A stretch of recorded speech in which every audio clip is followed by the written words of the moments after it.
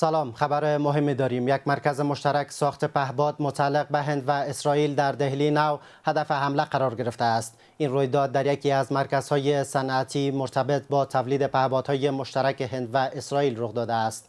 پس از انفجار آتش سوزی گسترده رخ داده و بر بنیاد گزارش‌ها نیروهای آتش نشانی و تیم‌های کمک رسان به سرعت به محل اعزام شدند و عملیات مهار آتش و جستجو برای یافتن قربانیان ادامه دارد.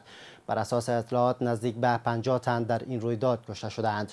گفته می شود قربانیان شهروندان هندی و اسرائیلی هستند. با این حال مقام‌های رسمی هنوز این آمار را تایید نکردند.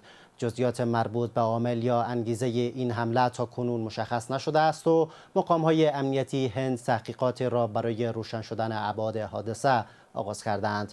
انتظار می رود در ساعت‌های آینده اطلاعات بیشتری درباره این رویداد منتشر شود.